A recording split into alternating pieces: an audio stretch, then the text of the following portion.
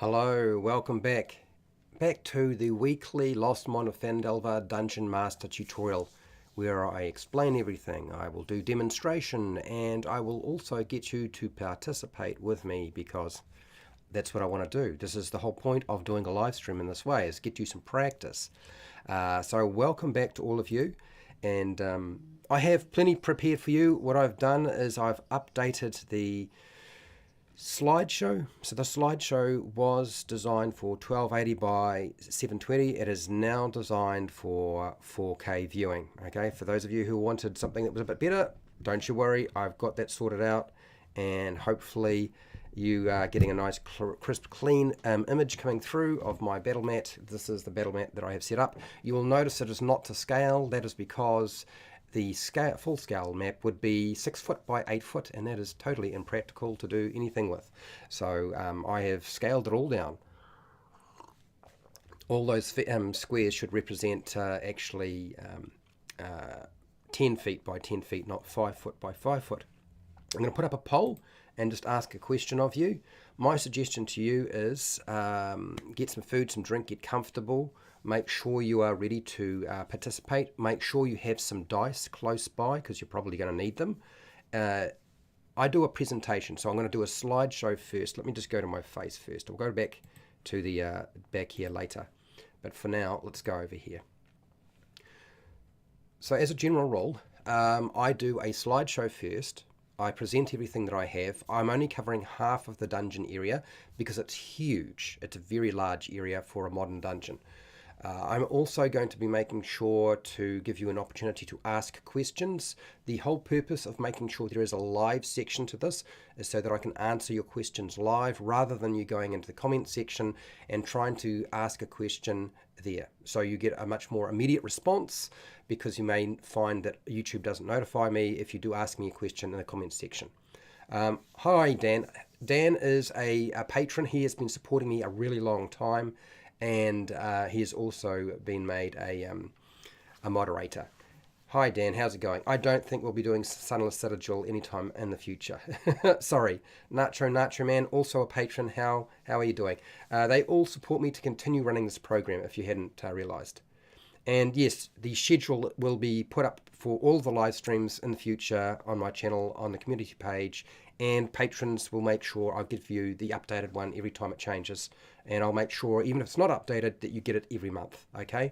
So that there is no problems. So what I want to do is I want to actually do slideshow, explain, demonstration, but I also want you to participate. So I want you to play a level 4 character.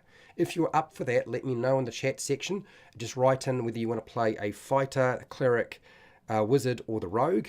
There are 4 characters that I will use, and I'm going to get you to do some other dice rolling to demonstrate stuff to people, and it's sort of a bit more interactive, and an opportunity for you sort of to practice. There's a couple of things I already have in mind that I wanted to show you today, but we'll get to that very shortly. Okay, so I've given people enough time to get into the chat, and we are going to fire off. Let's get this done, shall we? Plenty to cover, never enough time. Okay. A drink of water. And feel free to ask your questions right now rather than wait to the end of the presentation. I'll get to them soon enough, don't worry. Hi, welcome to How to D&D. My name is Fred Wheeler, and today I want to talk about Dungeons and Dragons, because I usually do, but today's topic is the Lost Mine of Phandelver Dungeon Master tutorial. This is Lesson 6, Wave Echo Cave Part 1. There is a Part 2. I have split the cave location into 2 parts. Why? Because it's huge. Really, it's very, very large. What is the overview for today? What will I be covering? Finding Wave Echo Cave, some of the different ways that can be done. The Wandering Monster Table, I'm going to discuss that. The cave entrance and the Rock Seeker campsite, I'm going to discuss that a little bit. The mining tunnels with the lurking ochre jelly, yes, absolutely, cover that as well. The old entrance has some hungry sturges, need to discuss that. The old guard room with the skeleton horde, yes, I will discuss that as well. The assayers office and the south barracks. I'm also going to be covering the last two, well, the ruined storeroom and the fungus cave and that great cavern and the dark pool. These are all areas that I will be covering. I won't be giving you necessarily some specific miscellaneous recommendations for this location until part 2, but that's my intention. These are the things I'm going to cover. My objectives for today is to explain everything that you need to know. I am focusing more on the stuff that is not already written in the adventure, so the things that you have to figure out yourself, I've done the work for you, okay? I'm going to do some demonstration. I won't be able to demonstrate absolutely everything in the time given, but I will demonstrate as much as I can, and I want you to participate, so feel free to participate because I want you to do that. D&D Beyond, if you didn't know, D&D Beyond now has the Lost Mine of Phandelver. The adventure is available for free. You can go and download it. Just need to make yourself an account, and you get all of the adventure material. You get all of the maps at high resolution for the Dungeon Master and the players, so you don't have to go and pay for them if you're using a virtual tabletop. You get all of the monster art, and you get all of the stat blocks, including the stat blocks that are very specific for the monsters in this adventure. So go grab that, okay? You don't have to spend a cent. Wave Echo Cave, the map location, as you can see, there are 20 locations. This is quite a large area, frankly, for a modern Dungeons & Dragons adventure. And it's good that they have included it. One of the things you will notice is the squares themselves do not represent 5 feet. So that's not the size. 5 feet by 5 foot is the space that a miniature or a medium-sized creature would occupy. Those squares actually represent 10 foot by 10 foot, which means the map, if you were to print it out, and I get asked this question many times, would be 6 foot by 8 foot in reality.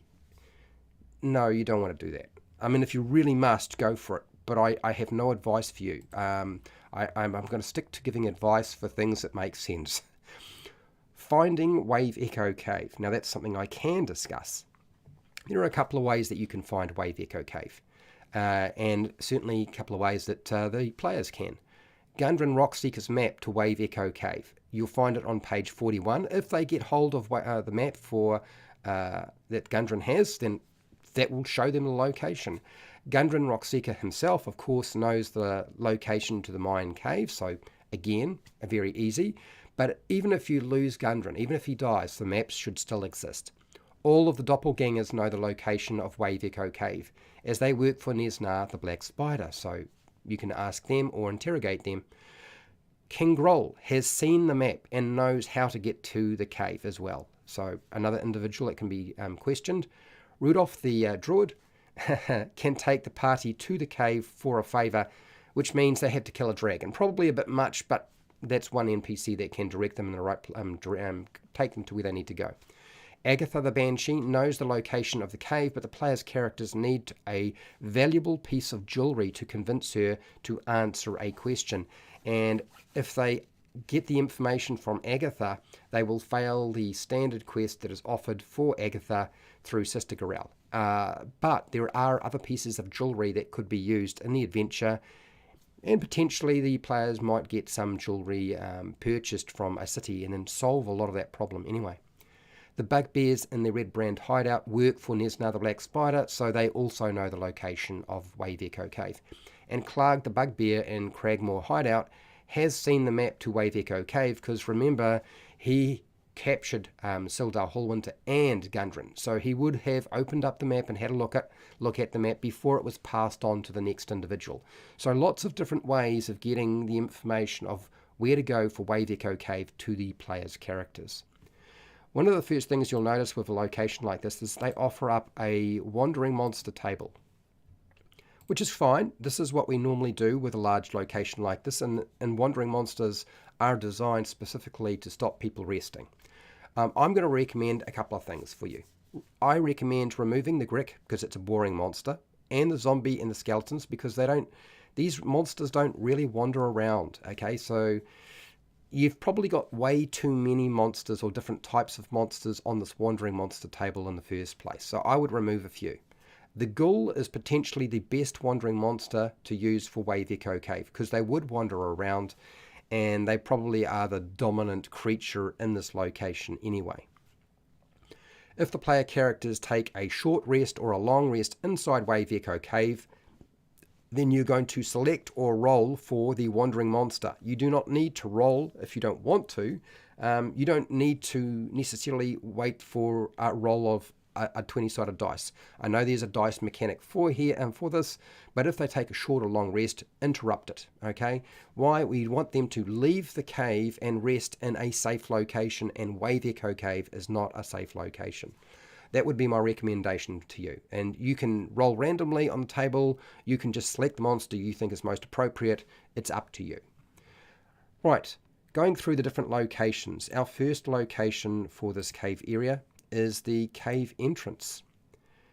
This is where they'll find, hopefully, if Gundren is with the party, he can play quite an emotional part in this, okay? And why is that? That's because he'd probably want to take his dead brother's body back. Théoden, he would probably, when they find the body of his brother, if Gundren is with the party, he would probably want to take the body back to town and do last rites. He could also continue with the group to rescue Nundro, since Nundro's location and the whereabouts and ultimate result for Nundro hasn't been established yet. So we don't know what happened to Nundro just yet. Or Gundren doesn't, neither does the party. So either one would be fine, and I would be open to doing both if you need to. What happens if the characters don't want to take the dead dwarf's boots of striding and springing? And possibly because of respect for Gundren's murdered brother. Like, this might actually happen. You might find that the players find this, but you want them to have this magic item. It's actually fine if the players' characters refuse to take the Rockseeker's boots, because, you know, if the Rockseeker brothers are still alive, they're probably going to give the boots to the party members later anyway. So even if they don't take them themselves, then Gundren or Nundro will probably just hand the boots over to them as a reward for assisting them. And that's probably the easiest way. So don't ever concern yourself with the fact that they don't want to take the boots. It does happen sometimes.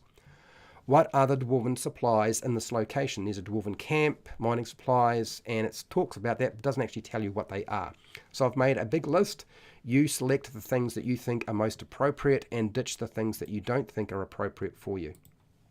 First off, 4 bags of flour I think is appropriate, 2 bags of salt, 4 casks of salted meat, 3 bullseye lanterns, 6 flasks of lamp oil, 3 pickaxes, 3 shovels, an abacus for counting, 4 empty barrels, 3 bedrolls, 4 blankets, and 4 buckets, should I say, a box of 20 candles, a box of 10 pieces of chalk, 4 lengths of 50-foot hemp rope, 2 crowbars, a grappling hook, 3 hammers, 2 sledgehammers, a hunting trap, a mess kit, a box of 10 pitons, a 10-foot pole, 3 signal whistles, a box of 20 bars of soap, 10 iron spikes, a tinder box, a box of 20 torches, 2 tents, 3 water skins, and a whetstone. Why have I listed these? These are items that I think would be appropriate to be finding in a location like this. They are also items that the players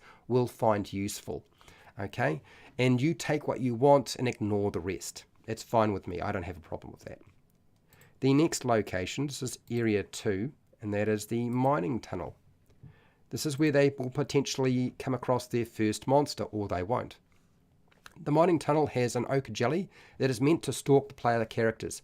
It's not particularly stealthy as a monster, but it could lurk on the ceiling, and it probably would be lurking on the ceiling, waiting to drop down on a lone character if that ever occurs. If the party splits up and there's only one character on their own, then you would probably engage the ochre jelly. If there's multiple characters, it probably wouldn't, because ochre jellies are actually relatively smart for a jelly, for an ooze. This monster might never get used, by the way. You might find that it never comes into play, just because of the nature of the creature and the fact that the party has multiple members in the group. An ochre jelly can go unnoticed in darkness or dim light, even if the player characters have dark vision. But it's probably very easy to spot in bright light if the player characters look up as well. So if they look up and they have a torch with bright light, they're probably going to notice the ochre jelly very, very easily. whereas if they don't, they could walk past it and not notice it. Ask players for a marching order. Now, the reason for asking for the players for a marching order for this maze of passages is mostly to help with determining who is in the front and who is in the back of the group when deciding who gets to make a perception check or apply passive perception to notice the ooze. So if somebody in the front might potentially be able to notice the ooze, then that would be the only character that actually gets to use their passive perception or their active perception. The rest probably won't be able to come into play. Yep. If the thing is stalking them and coming from behind, then whoever's in the back has got a better chance of noticing the creature compared to anybody else. Try using a hand-drawn sketch or a mini-map of the maze, like tunnels, to just help the player characters track their position so that you don't get confused. I know a lot of people want to turn it into some sort of dice rolling mechanic. Forget that. Just do a hand-drawn line drawing is fine. You do not need to do it to scale. You don't need to be super detailed about it. It just needs to give them a basic idea. Area 3. This is where we find some stirges. This is the old entrance to this location. Now, I know a lot of people say stirges are deadly, and yes, they can. All 10 stirges can potentially surround a single player character. If you were going to ask that question, yes, it is possible. If the stirges surround one character and get surprise with a high initiative, the character is likely to become unconscious and die before they even get to act in the combat encounter. That's a really sucky way to die in Dungeons and Dragons. It does happen, but it really does throw a big, huge spanner in the works for anybody who's playing the game. What I will say is, when you're deciding to do this, like, you can position 9 stirges around a single character if there's nobody beside them. And the 10th one can come from above. Like, you can fit them all in. That's not the issue. The issue is, do you really want to do that? Is that absolutely necessary? The stirges are hungry, but will likely be sleeping. They potentially can't hear anything over the noise of the booming cave or waves in Area 16. So it's not like talking or moving around is probably going to give away their position. The player characters aren't going to be given away by that to the stirges. And again, they're probably sleeping, so you probably don't need to worry too much about that. And if they're not sleeping, we'll get back to getting them to a position where they are sleeping, okay? Player characters wanting to sneak past the stirge's nest, it won't be very difficult, and it might not even require a stealth check. As long as they say that they're trying to be sneaky and sneak past the stirges that are hanging from the ceiling, all sweet. Like, that's not a problem. I would just let them do that. I know a lot of people like the idea of, no, what we want to do is we want to make sure we roll dice for each of these things. Doesn't matter what the adventure says, okay? We only do it if it actually makes sense to do something. And you'll find that the passive perception of a stirge it's all right. It's not great. And if you're sleeping, I would apply disadvantage to the passive perception, which means a -5 to passive perception for a stirge. So it's going to be relatively easy, and if you use a group check with their stealth check, they would probably get past anyway, so why are you rolling a dice in the first place? I'll make my point clear later on. There are rotting wooden shields amongst the orc skeletons that have the symbol of the Urith Urcrypt orc tribe. I think it's the Urith Urcrypt tribe. This is outlined in a wiki, so if you wanted information on the Urith Urcrypt tribe, then you can find that. It's actually not that hard to access. Chances are the player characters won't necessarily ask too much information about the symbol on the shields, but if they do, you can go and look that up. There are 3 emblems of the major clans or families that appear on the wall as a wall painting that symbolize the Phandelver Pact, which was formed a long time ago. One of them is of the Dwarven faction. Maybe some of the Rock Seekers were part of that. Gnomes and humans. And maybe in terms of the humans, we're talking about the Tressendorf family, because they have been around a long time and they have a manor in Phandalin as it happens. There's an online wiki for the Phandelver Pact if you needed more information around that, and I suggest checking it out because it's good to know a little bit about that pact. Area 4, this is the old guard room. Lots of skeletons here. There are 9 skeletons. That seems like a lot, but the group will be fine. They are level 4 when they enter here. They should be level 4. They can deal with 9 skeletons. The best strategy for dealing with skeletons is bludgeoning weapons. Any kind of bludgeoning attack, because the monsters are vulnerable to that. So that means they take twice as much damage. Turn undead abilities are always great, and if they get into trouble, they can always flee. You do not need to have the skeletons chase them down. Consider adding loot to the room or information to find, like a diary or adventuring gear, and I would refer you to page 150 of the Player's Handbook. I'm not going to give you a list of adventuring gear necessarily that I think you should put into the room. That's up to you. What do you think would be suitable for this location? Considering it's been here a long time, things might be a bit rotten. You never know. I'm going to suggest one thing that you probably want to put in here, and that is a box full of earplugs that were used by the guards to help sleep while all the noise was taking place. It would be hard to sleep in this location and be a guard with all of the noise coming from the booming waves in the booming cave. So you probably would have to have earplugs if you wanted to get any snooze time. Otherwise, you'd have to leave the location, which you might be able to do and just have a tent outside. But earplugs would be kind of handy, and earplugs will come into play later on when the players might actually need to use them. That earplugs can be very, very useful in a Dungeons and Dragons adventure, so consider including them.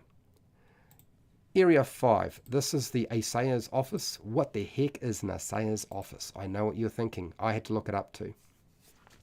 If the player characters can't open the strong box, and it's possible because the DC is very high, consider letting them try something else. So if they can't get it open by using that DC check to get it open, then fine, there are other alternatives. An assayer's office is basically it's the accountant's office. It's where all the money accounting gets done. Player characters can take the strong box with them and try and open it up at a later date. If they have an acid vial, they could pour the acid vial into the lock to burn out the lock and then be able to open it up. They could break open the box with a crowbar. It might require a DC 25. I would say set it as a DC 25. Set it quite hard, but with a crowbar you get advantage. Okay, so if they're trying to get it open that way, that's probably the best way. Bashing weapons could smash the box open with an attack roll. I would suggest the armor class for the box is a 19 with a, say, 10 hit points to smash it open. If they decide to do that, I don't think you even need to worry about getting them to make any attack rolls. Just say, okay, what type of weapon are you using? If they use a bashing weapon, it's going to work. If they use a slashing or piercing weapon, it won't come open. Now you're wondering, where did I get the armor class of 19 and the hit points of 10 for a strong box like this? Well, I'm going to refer you to page 246 and 247 of the Dungeon Master Guide for 5e. That's where I got the information from. The dwarven markings are just a few scrawled, scratchy, scattered letters. They say nothing. Most of them are just scrap paper. And that's actually described in the adventure that there's some sort of rotting, worn away letters and scraps of paper. And they've got dwarven markings on them, but they won't say anything that makes sense. Area 6, this is the South Barracks. The South Barracks has got ghouls. Our first major scary monster, frankly, out of everything else that we've come across. Everything else is reasonably doable. I would say the best ability for a ghoul is always the claw attack, because that paralyzes the victim. So lead with the paralyzing attack. The claws are the thing you want to focus on, not something else. And keep using it, because this makes a ghoul really nasty as a fight. And if you want to actually tax your level 4 characters, you're going to need to use it. The best strategy for dealing with ghouls is ranged attacks, not getting up close, because you don't want to be hit by those claws that can paralyze you. And turn undead or just run away, fleeing. If things go badly, players can just run away. Ignore the DC 10 Wisdom Perception check to listen at the door for the feeding ghouls. It should be easy to hear ghouls feeding on bodies. As long as the characters or the player characters just state that they listen at the door, they should be able to hear what's going on behind that door. You hear munching and crunching noises, and that's it. Okay, you won't know exactly what it is, but you can hear munching and crunching noises. Forget DC 10s, they're really not useful to you. None of the armor worn by the dwarven and orc corpses is going to be useful. It's all rotten, it's been there way too long. There are going to be other opportunities for collecting treasure through this cave, and you don't have to put it here. Area 7, this is the ruined storeroom. Or should I say, it's the ruined storeroom. That's right. This room is intended to be used as a resting place for the player characters by blocking or barring the door from the inside. Now, usually you would not attempt a short rest or a long rest in Wave Echo Cave, but this is the one location you can do it as long as you do it properly. Old beer keg barrels can be stacked in front of the door to block it off so nothing can get in. And there's possibly a door bar already that has been installed by the dwarves and gnomes who built the mine in the first place, simply to have a secure location for retreat from any kind of threat that might have been trying to attack them, because the mine in the past was actually very valuable, and it would have been under threat on numerous occasions from various parties and factions. So they probably already have a built-in door bar for that room. Pitons and iron spikes can be wedged or hammered into the door to hold it closed too. A lot of this is old school gaming strategy, and just carry it on into this game, okay? There's nothing wrong with it. It does work. Area 8 is the fungi cavern. Although the map doesn't indicate that the fungi or fungus covers the majority of the floor or the entire floor, assume that it does from the text. I think if you read the text, it does indicate that you pretty much, there is no sort of area that's easy to get through. It's pretty much everywhere. But the map itself, the green area that's indicated, it's a bit confusing at times. I do understand that. A nature or survival check could be made by a player character to determine that the fungus might be dangerous or poisonous. I'm going to suggest a DC 15 rather than a DC 10, so that's a moderately hard check.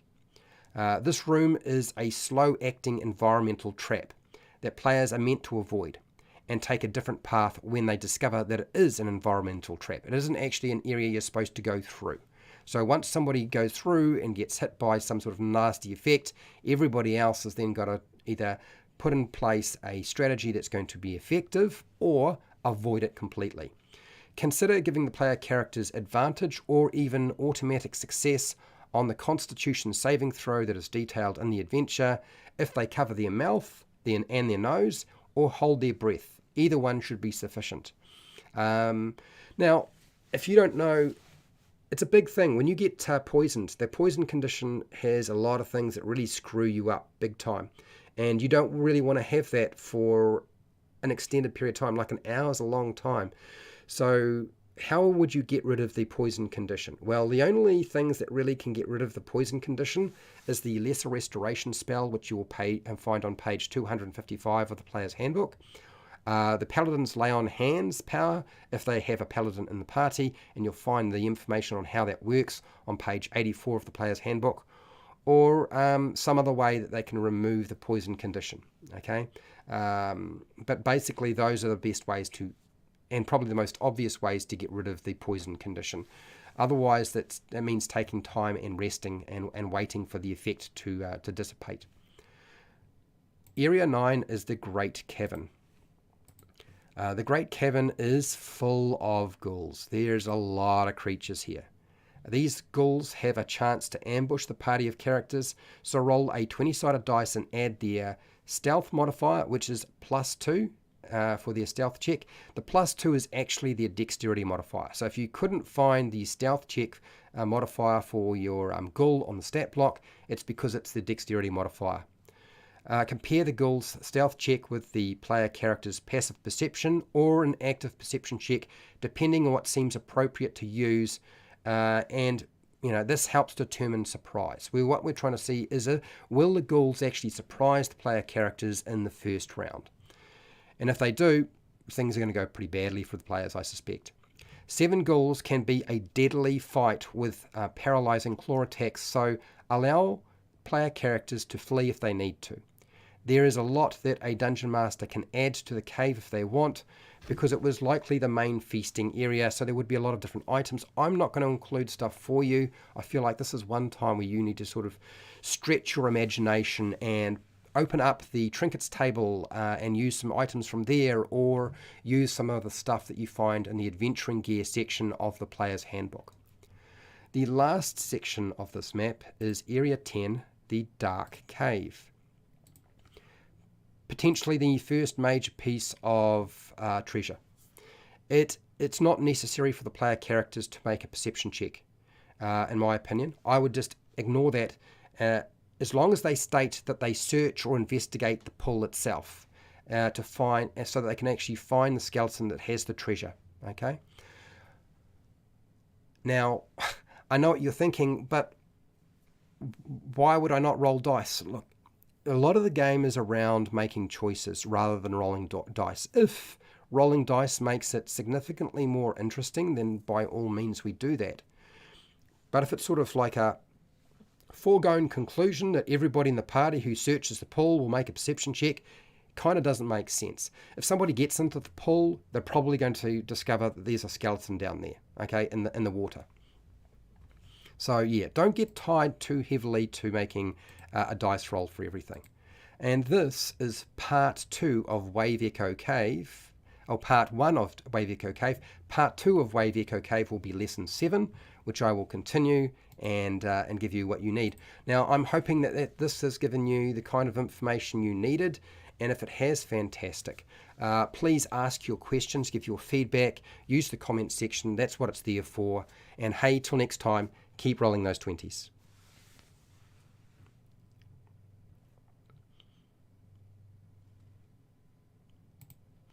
Okay, I'm not gone. I'm going to return to the webcam on my face and go through the Q&A. I'm going to be pretty quick because I do want to actually demonstrate, and I'm going to apologize now that I'm actually not very well today. I'm not going to work, so after this, it's crashy time for me. So, ask questions. Okay? Please ask questions. Now, it would be good if they were related to the adventure, but if they're unrelated to the adventure or unrelated to this location, I'll still answer those questions. Okay? I'm also going to say right now, if there's people who want to actually do some of the demonstration with me and participate, then I want you to tell me if you do, and I will note down your names on a piece of paper. Tell me whether you want to play a fighter, a cleric, the rogue, or the wizard. You will be playing, use the pre-made characters from the adventure itself, the box set itself, and make sure you're upgrading it for level 4. Yep. Okay, let's go through the chat here. I'll be fairly quick. So I've already said hi to Dan OPM. Not OPM. OPM. Okay, I've already said hi to Dan. Dan is a patron. Nacho Man, hello. You are a patron too. I remember you. Also in New Zealand, as I have, much to my surprise. So, what is this? Is this the first time you have been a Dungeon Master for Dungeons & Dragons 5e? 25% out of 21 votes. So, those of you, look, ask your questions. I know it can be a bit scary to ask questions, but look, if you can't put your question in or comment, it's because you need to be subscribed to the channel for at least 20 minutes. Once you've got the 20-minute mark passed, you're ready to go, people. Ready to go. So give it a go. Like, what can you lose? No, 41%, not their first time. Coming back into DMing, 9%. Just watching, 27%. Interesting. Okay. You're a bit nervous about running this dungeon. I totally understand. About 3 sessions away from it, I think. So Nacho Man, you came and asked me about Nesna the Black Spider and building a stat block for Nesna the Black Spider as a Drider. So here's the thing. This week I'm going to be doing 2 Dungeon Master preparation lessons. Tomorrow I'm doing how to make skill challenges for 5e, and we're going to do an earthquake. Unless nobody wants to do an earthquake, we'll do something else. We'll build one. You'll find the best way to support me, by the way, for this class is on Patreon. You can pay as little as $1 a month, and you get absolutely everything, including all the Dungeon Master handouts for this thing, for all the different locations. And I will be releasing all of the characters, the NPCs that I've done, but upgraded from the videos that I've done in the past. So they will be documents that I will release in the future. Otherwise, super chats and super stickers always welcome, but I still think the best way for you to support me and the best buck and bang for your buck is always going to be Patreon, because you get so much. So what I've decided, Nacho Man, is I have to cover a lot of rules. I was looking at my schedule and I feel like there's rules for character creation, there's rules around the basic game that we're doing in the week as well. There's a live stream for that. We're covering this, Lost Mine of Phandelver, so there's a lot of rule stuff going on. And I really love doing the Dungeon Master prep stuff, and which is designed for those people who are going past Lost Mine of Phandelver and making their own stuff. You get stuff that way. So what I've decided to do is, after this week passes, once I do the schedule for this week, the following week, I'm going to go Lost Mine of Phandelver, Dungeon Master preparation, and I'm going to do Monster Lore. And as part of Monster Lore, I will include a workshop where we will start off, first thing we do is going to build a Drider who is Nesnar the Black Spider. And that should be just in time for you to use the Drider. But then again, Nesnar the Black Spider as a Drider is kind of like a follow-up after the adventure. Like you would use it for later when you want to extend things. So I've decided, and look, AJ Pickett's been telling me I need to do this for a long time. He's right. So once a week, I will talk about Monster Lore. And once a week, as part of that, the second half will be a monster workshop where we will either brainstorm ideas or I will build stat blocks. Because Dungeons & Dragons is all about story and monsters. That's what it is. It's about the player characters interacting with them. So that's what's going to happen, Nacho Man. That's what I'm going to do. Derry, how's it going? Wiz, okay, you're going to play the Wiz. Okay, so I'm marking that down now. Where's my pen? Just make sure you have the pre-made character. If you don't have it, that's fine. What I will do is I will give you the information later on. But you're going to be playing the wizard. All right, I've got that noted. Work my way through. This map is not to scale. I printed it on a A0. A0 is the largest size page that I could get at the print shop, and it's still not big enough. Like literally, if you would actually to print it I would have to take this thing, cut it up into 6 pieces if I wanted it to scale, and then each section would have to be printed on an A1 size page, and it would literally be 8 feet long by 6 feet wide. Okay, it's ridiculous. Just draw it out, okay, people. Use theatre of the mind. If you need a location to be big, just draw it on your battle mat or use theatre of the mind. Like, it's just not practical to print the whole thing out. I think it would be silly. Assayer, yeah, equals tax collector. Yeah, to a large degree. It's kind of like the accountant office, I believe.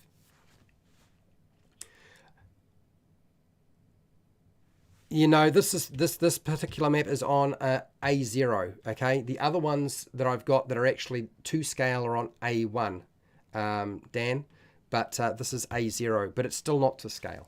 Yeah. Let's just work our way through here. Let's try to get the chat done fairly quickly so we can actually do something. So if a long rest is interrupted, do the PC.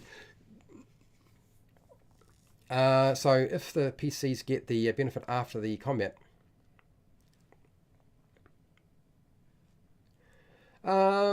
surprise isn't really connected to being interrupted.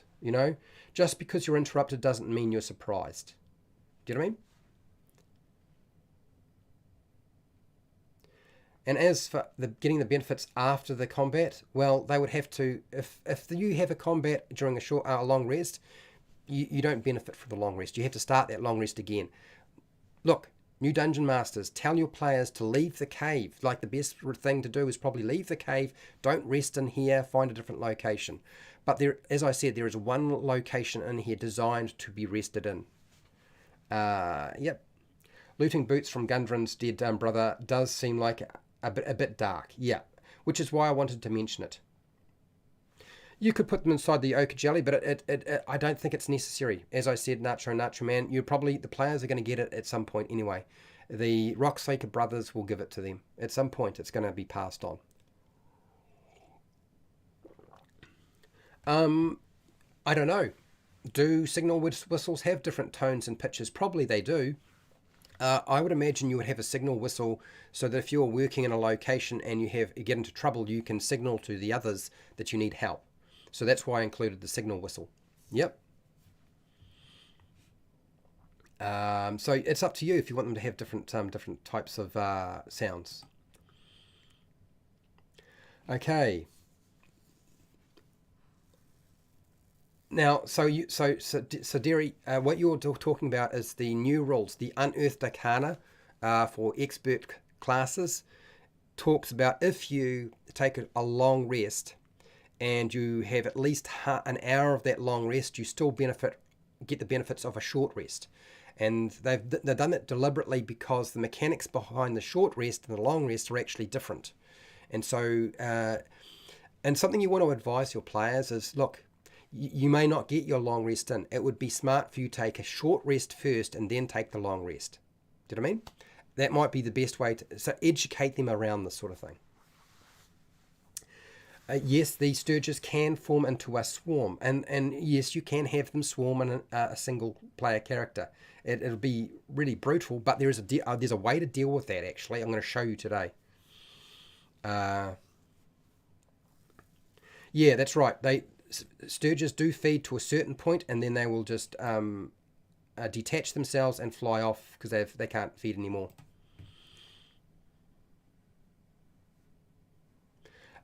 So the elf counts differently. So yeah, I'm not going to go too much into the elf, but yeah, Dan, a lot of the rules around the elf trance have changed a lot, and yeah, look. You don't have to run the rules the way they are written in the book. If you think something's stupid, then change it, okay?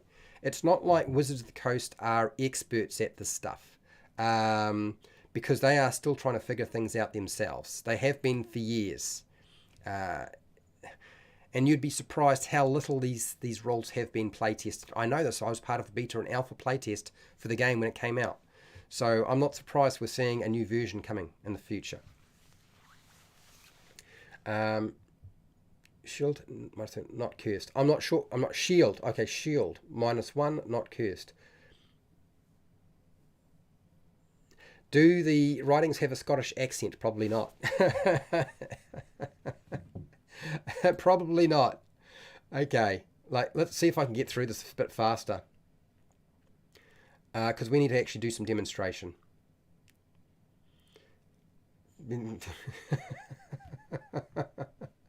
Oh dear. Yeah, the Mario soundtrack. It does feel very, very Mario. Overboard miniature gaming. Joe, hi. He has a YouTube channel. You should go and check him out. And Joe is also a patron and supports me so I can keep running this program. And I really do appreciate it, Joe. I can't even remember how long you've been with me, Joe. I know we've been talking for forever about all sorts of different things.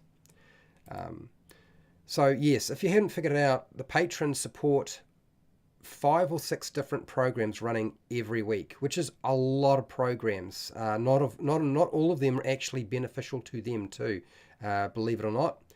Some of them are and some of them aren't. Okay, +2 on stealth, and ghouls know to be silent. So yes, they would know that they should be silent. Roll initiative, not roll skill check. Okay, what do we got here? We've got some questions, hopefully. Big Kid, hello, Big Kid. Big Kid is also a patron and supports me on Patreon. Thank you, mate. Yes, it's about decisions. Look, make the game about decisions rather than random dice rolls. Sometimes the dice roll doesn't have to be random. Behind the noob's DM screen. Hello, how are you? Are there any rules from previous editions that have incorporated or would incorporate into 5e? I have a few, but would like to hear your thoughts. I've done rules on variant rule stuff before. Look, you'll find that a lot of 5e is actually a duplication of Advanced Dungeons and Dragons, Basic Dungeons and Dragons, 4e, and other things. But it's probably closer in many respects to Advanced Dungeons and Dragons. I am surprised how often I see this happen. There isn't anything that I think you need to necessarily port over. I think, if anything, if you are unsure what to do with the rules, look back at some of the older rules. And probably the best place to look first is Advanced Dungeons and Dragons 1st Ed Edition and 2nd Ed Edition. And then after that, you can look at 3.5 and 4e if you want.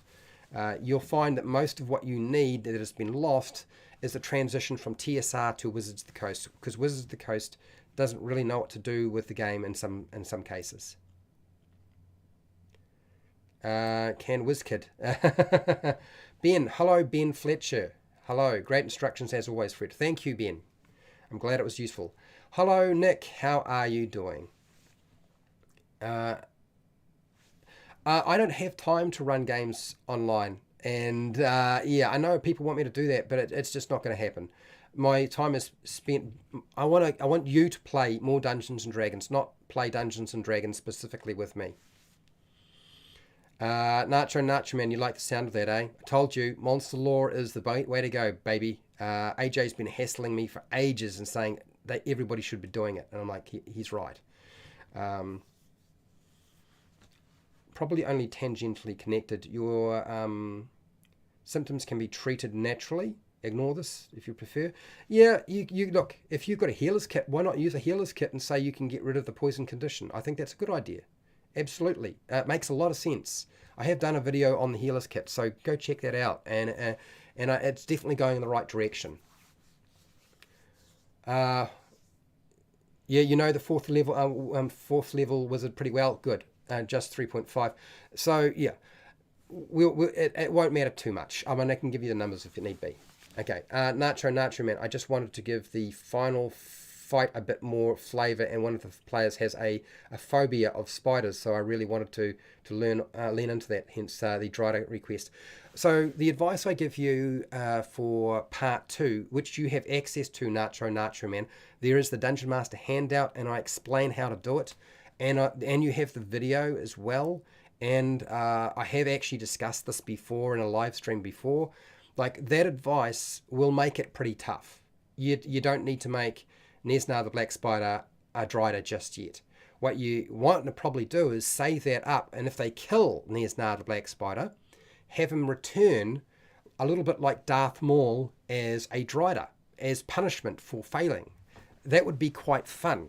That's the sort of thing that Loth would do. Loth is right into that sort of sick sort of activity. Picking out individuals that she actually think are quite powerful and useful, and deliberately have them fail and then turn them into a Drider. Okay, what do you got here? Overboard. When I explained the fungus mushroom filled cavern, my group said there's got to be another way. Yeah, I'm glad to hear it. if they already cottoned on, great, awesome. Okay, so Nacho Man, you're going to be a rogue or a fighter. Well, I'm going to put you down as the rogue because you said rogue first. Okay, I need 2 more. And then we're Nacho Man. Remember, you are level 4, not level 1. Okay. So the rogue from there. I'm assuming most of you have access to it. Hello, Seeker. Just commenting for the machine? Sure. The machine doesn't like me. YouTube doesn't like me that much. It seems to be very much against me doing content like this. So it's definitely not favouring me at all. I have a pile of change, large pile. PO box, I don't bank. I don't have a PO box number. Sorry. I do have PayPal, and frankly, my email address is my PayPal. So yeah, and my email address is available in the About section of my YouTube channel. People have been just forwarding money to me that way, which is kind of really nice because it's often American money, and I'm in New Zealand, so your money's worth like twice as much as mine. So it works out pretty well for me. I mean, I can send you money, USD dollars for Patreon. Yeah, if you can look, if you sign up to Patreon, then you get all the stuff that goes with Patreon. You just use the search bar and you get a lot of stuff. But if you just want to just send it through PayPal, you can. And US dollars are great because, like I said, they're almost twice as much as the New Zealand dollar. So it works really well for me. Right, can I use the quick build on D&D Beyond so I can... Yeah, just do that. Just do that. It doesn't matter that much. Look, I'm saying this mostly because what I would like is I like a fighter and a cleric. So somebody wants to play a fighter or a cleric. Let's do this because it just means I don't have to roll the dice myself. It's a lot more stressful for me if I have to roll the dice. So there are a couple of things that I want to do with this, people. So we want to crack into this very, very shortly. Like I'm not going to wait any longer. If people decide they want to do this and it seems and fun to them, great. We are moving over to here. Okay, we have to get this rolling.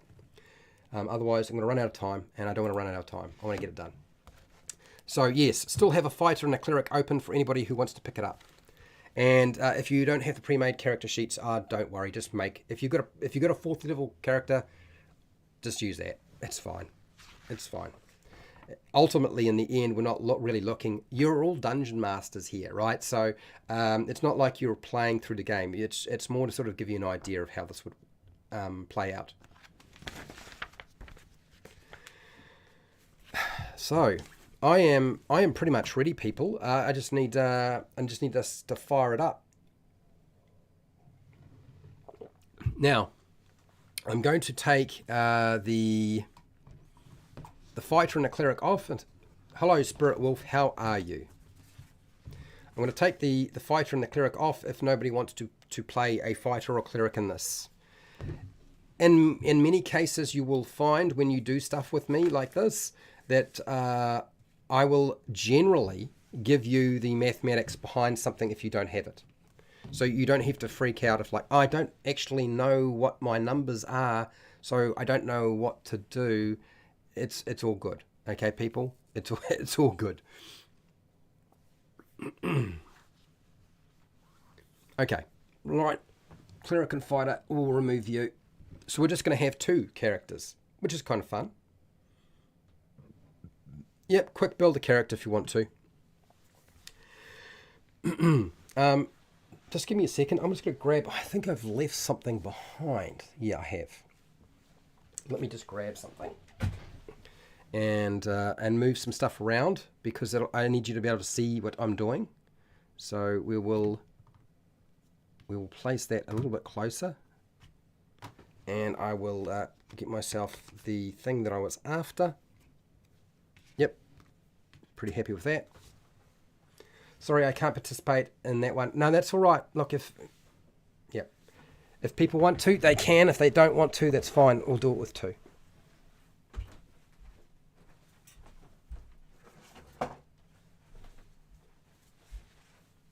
Okay. Do this. Cool. All right. I'm ready if you guys are. If anybody wants to jump in the middle of this, that's fine too. So, Derry and Nacho, I'm going to start you off. What way do you think you would have tracked down the Wave Echo Cave? Because I gave you a whole bunch of different ways that you could potentially find Wave Echo Cave. Right. So what I would like you to do is decide on which route you probably would have picked. Now this might be based on Sneaky Pete, the fourth level halfling rogue is built. Good, cool, wonderful. Thank you very much. So Dairy and Nacho, which route do you think you would have used? Like, what is the most likely possibility you think given the situation, what route would you have taken to get to Waveko Cave? You know, would it be that you'd found Gundren? Is it because you had the map and you followed the map? Did you interrogate somebody? Gundren's map. Thank you very much. Okay, so following Gundren's map, I'm not going to say that Gundren's dead. Gundren's not necessarily with you. We won't worry about that. I'm not going to play a character. I'm playing the monsters. So you come to Waveko Cave, and the entrance leads into a large cavern supported by natural rock, and it contains 3 stalagmites. Okay, the western part of the cave, behind the column of rock, there are 3 bedrolls and heaps of ordinary-looking supplies: sacks of flour, bags of salt, casks of salted meat, lanterns, flasks, lamp oil, pickaxes, shovels, and other gear. Right. Amid the supplies, you can see the body of a dwarf miner, dead. It looks like the body's been dead for a while, even from this distance. What would you like to do, Dairy and Nacho? So you've rescued Gundren Rockseeker from Cragmore Castle. That's fine. We can go with that. I'm happy with that. So, given that I've given you that information, what would you like to do? Now, what you might have noticed, people, I have, if you've got the adventure open in front of you, I've only read out the first paragraph, or paraphrased the first paragraph. It is all right when you are starting out, and even when you're not starting out, to read directly from written box text. The reason there is box text in the first place is to help you. If the box text is shit, then don't use it. If it's good, then use it. Okay? But all I've done is you check the body. Okay, that seems like a very reasonable thing to do. So you can check the body, and you find that the definitely looks like it's a dwarf. Now it could be one of Gundren Rockseeker's brothers, but you're not too sure because it's been dead for at least quite a while. I'm not going to make you roll necessarily a medicine check in this case, because I mean you could guess that it's been dead for a little while. If you want to know exactly how long, you can make a medicine check. And if you had a cleric in the party, by the way, if somebody was playing a cleric, I wouldn't even bother having them make a medicine check to discern more detail about the body. What you do find is that there seems to be something on the body. It's not like everything is rotted away. The boots that this dead dwarf is wearing, they look quite impressive. They look like they've been finely made. Just looked up 5e second level spells map. That's fine. That's cool. You look, if you're looking up spells, that's all good. You do what you need to do with the wizard. Can I ask a favor of you, Dairy? Since you're playing the wizard, make sure your wizard has got sleep. Okay, and it'll become more apparent as we go. So you're over here. So there are some boots on this dwarf, and this dwarf looks like it's been dead for a little while. If you want to know more about how long it's been dead, then you need to make a medicine check. A medicine check is a skill, so you're welcome to roll that. Can I roll an investigation check to identify the cause of death? Yes, you can. Actually, we're not even going to bother. I think in this case, I don't think it's actually appropriate to have you roll to see, because it should be obvious if you examine the body that some sort of blunt trauma has occurred, and therefore that's occurred. It's definitely from behind. So the back of the head, you can see that there is some damage to the skull. You're going to prepare prepares hold person. That's fine. That's all right. So you might be wondering, people, why so Nacho has asked to make an investigation check to identify the cause of death. Now, why did I give him the cause of death and not get him to roll an investigation check? Because it should be pretty obvious that there is a bruised and damaged area at the back of the head. You know, if we're wanting to know lots of fine detail, it's really complicated, then we start rolling dice. Okay, all right, you need the finger to point where we are. All right, so you are here. I'm sorry if that wasn't obvious. There is my marker. You see my pen? This is where you guys are. This is your current location. You are at the front of the cave area. And there is a pit in front of you. You know, it's reasonably deep. But yeah.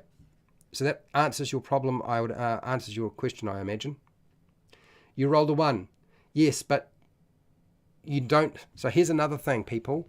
When somebody says they want to make an investigation check and they roll the dice and you weren't planning to have them roll the dice, just ignore the dice roll. Okay? Even if somebody says, I want to make an investigation check, doesn't mean they get to make it. Only time that you make a dice roll, the players make a dice roll, is when the dungeon master requests that they make a dice roll. Otherwise, everything is done narratively. Yep. So this is where you currently are. Doing a break tonight. I think I probably should do a break. Uses magical sight to see magic. Okay, so you're... Sadiri, you're casting detect magic. You can cast detect magic. I'm assuming that's what you're saying you're doing. So detect magic would indicate that the boots are magical. Okay?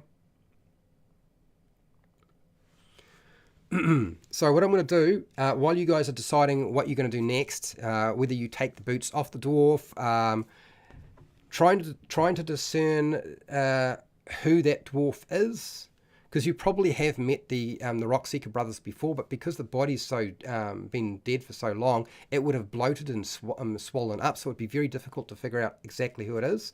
To do so, I'm going to require a medicine check. You do not need to be skilled in medicine, but it would be harder, right? But it's not necessary. So decide between yourselves, Nacho and Derry, what you're going to do next, and just type it in. You're going to take the boots. Fine, you now have the boots. Who's going to take the boots? Is Nacho going to take the boots or Derry? And just mark it down. Just remember you have some boots. The pit in front of you, you'll notice that it's about 10 feet wide and about 20 feet deep, roughly. Okay, so it's twice the size of what the map actually indicates in terms of your miniatures. Remember, this is all just for scale. And so if you hadn't figured out, there's actually a rope that leads down into it too, tied off to a stalagmite. So it's not like you need to try and climb down there the hard way, which would be quite ridiculous. You could if you wanted to, but you could just use the rope.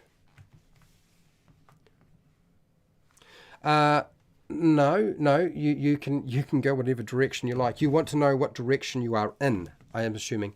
So that is north. Okay.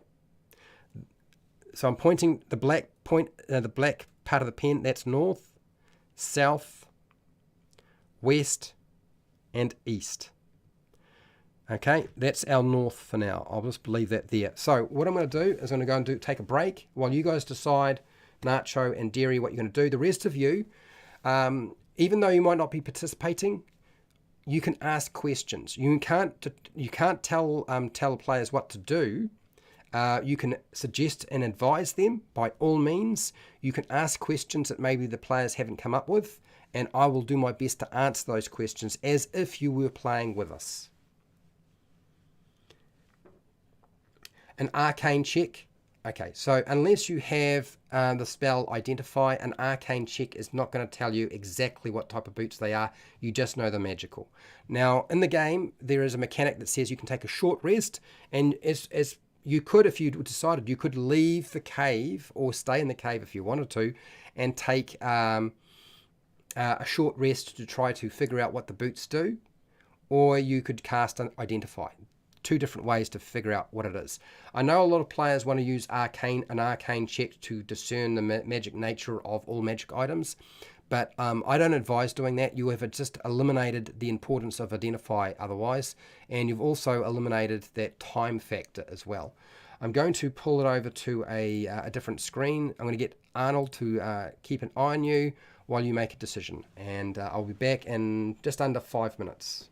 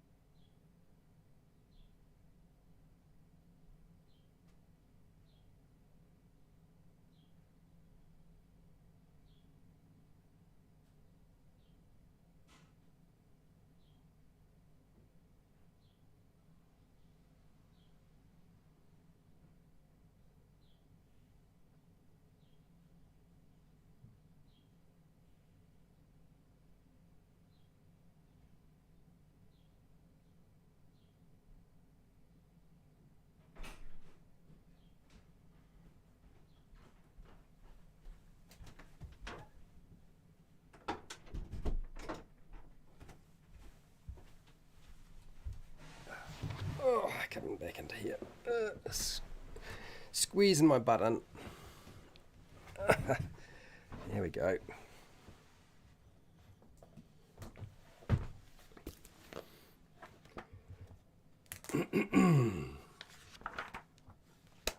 Okay, let's return to where we were, which was here. And back to the stream so I can see what's going on. You're going to shave off the beard. Well, that's a suggestion. You can't actually do that. Remember, if you're not playing with us, then you don't get to do that sort of stuff. You have to play a character. Never. Oh, Han Solo. How's it going, Han Solo? Welcome back. Okay, let me just see here. Where did I go? We can go north. Yes, you can go north if you want to. North would be down the pit, and then you follow the passageway down the bottom there. Maybe the tank or cleric are in the north. Yeah, maybe they are, but yeah, right now you guys are on your own.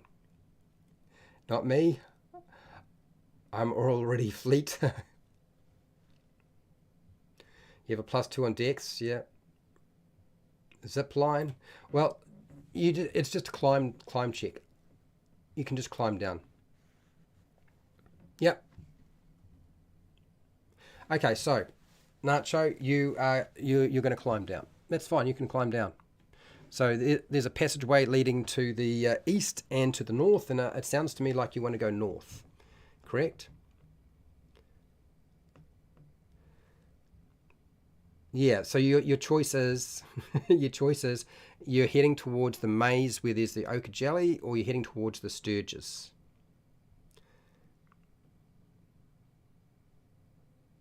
So your Halloween party's going to start with Wave Echo Cave. Oh, interesting. Let's do the maze. Okay, let's do the maze then. So let's look at how this is going to work out. If you follow this route, you would be about here. So there's some different pathways you can take. I just need some water, people. Hang on. It's very dry. It's very hot today, and I'm also not well.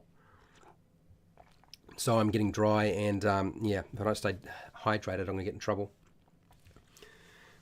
So this area consists of intersecting passageways. You can see that the ceiling, it's only about 6 feet high, and there's several of the passages end in sort of like caved in rock areas. So which way would you like to go? You could go west, you could go east, or you could go north. It's up to you. Make a decision. You're an elf too? Okay, that's fine. You can be an elf. I'm pretty sure that we can classify that that tall miniature there as an elf. Not an issue.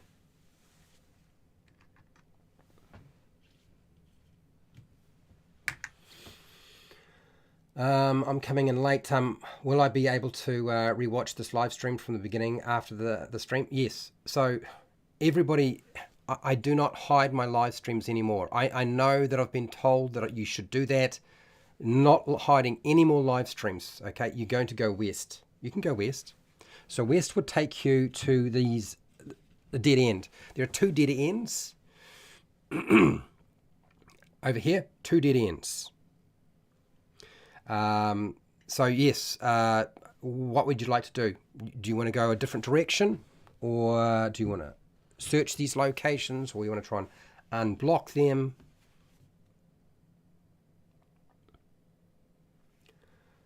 Like the Pet Shop Boys, carries torch, not for sight. Okay, so you've got a torch. Yep, you can carry a torch, Derry. That's fine. So you have good light source active right now.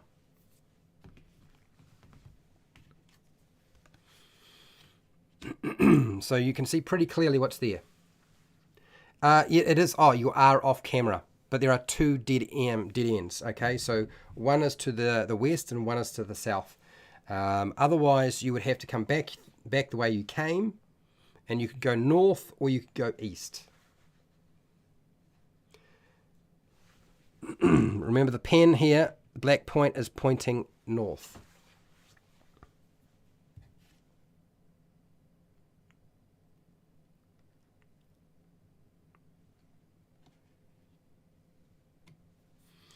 One of the things you've got to also remember is if you have a look at the space of the passageways and the position of where I've put the ochre jelly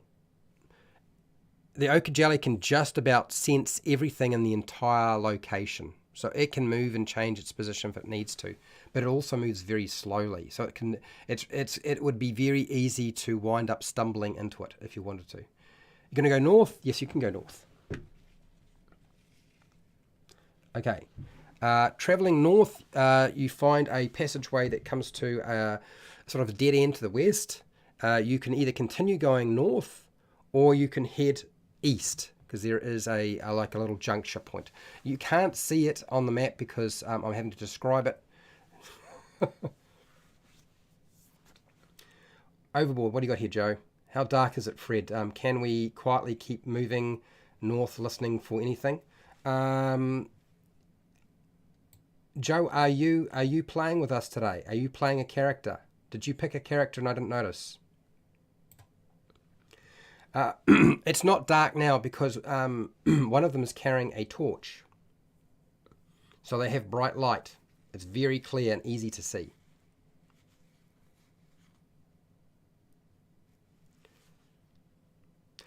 So you'll find that the passageway to all the walls are mostly carved.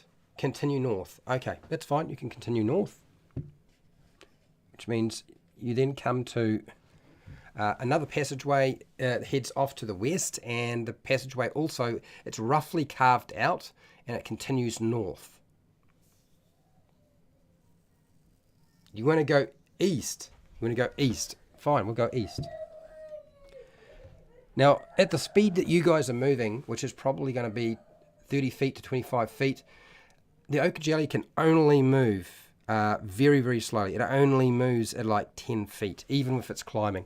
So it can't move that fast. So even if it wanted to move away from where, so you don't, its position's not given up, it's not going to be very easy Does that make sense? So you probably can you'll start to see that the your miniatures are coming back into view now. So your passageway, if you go to the south, you see there is a dead end. It's crumbling and falling apart. You can also continue going east around the corner, or you can go north. It looks like there is a dead end up there and a passageway coming off it. And you can...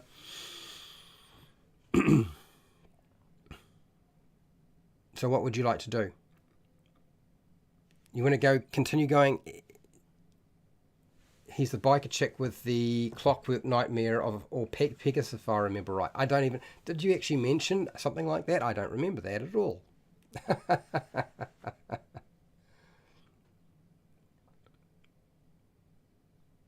Reverse direction. Down button? You don't have... No, it doesn't work like that. There's no reverse direction. Go downward. Okay, down is it. It is. All right, so your passageway breaks up a little bit. Now you've got bright light. Now you're currently going east. You said downward, right? So I went east. Is that what you wanted? To the east. East, to the east. Yeah, you're going east. You're coming back onto the map. East is down. Yeah, on my map it is, yes. That's just the space that I have available on my desk.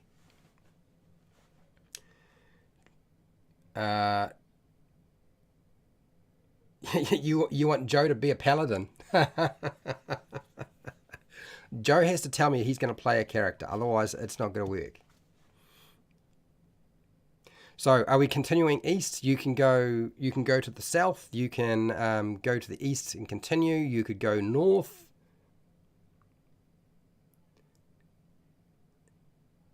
So here's the thing, people. Let's not get... You've got two characters. The other guys have got to decide if they want to do this. If they don't want to do it, they don't have to. Okay? It's not the end of the world if you don't have 4 characters. Okay? This is just a demonstration. You stop with your torch. Okay.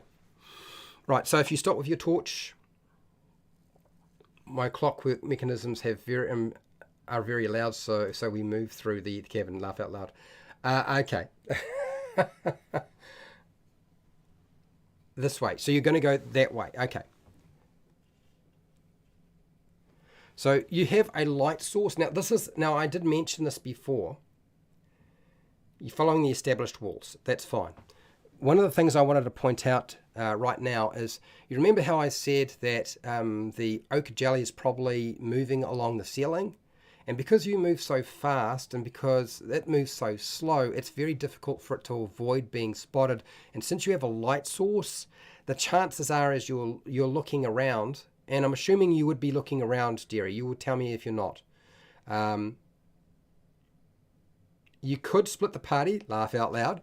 But what I want you to do is, I want you to make now you can decide that they have to look a particular way, but this is quite difficult. If we had a verbal conversation going on and we had a webcam and microphone, it would be much easier.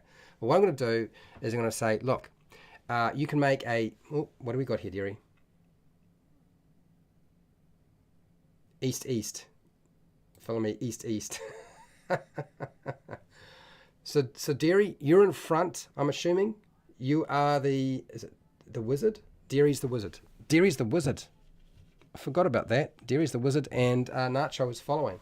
I completely forgot who was what.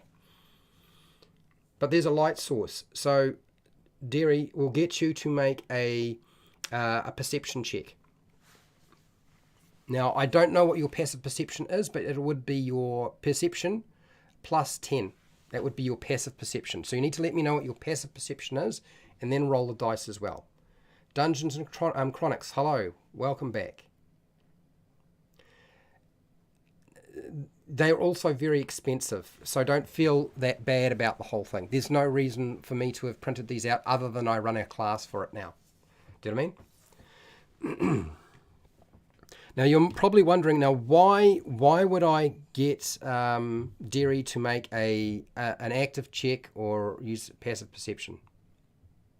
It is hard to coordinate in chat. You're doing very well, people. So Derry, you're going to make a perception check, and you're going to tell me what your passive perception is. If you don't know what it is, just tell me what your passive your perception modifier is. Okay.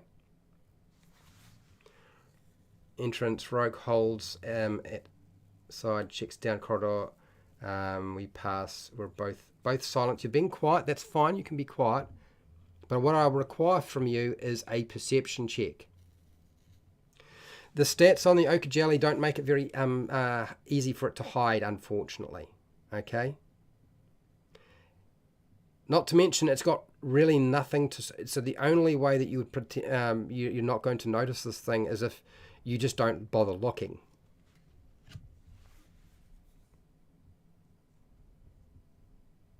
Yes, you're trying to see if you notice the slime, because there's a slime crawling along the roof. But do you notice it?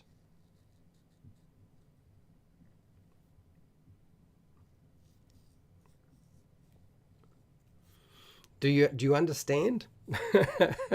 Do you understand what I mean? I mean, otherwise, what I can do is I can just make the check for you. Okay?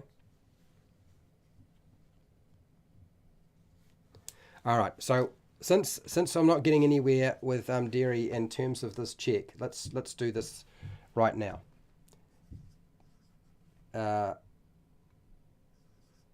Perception check.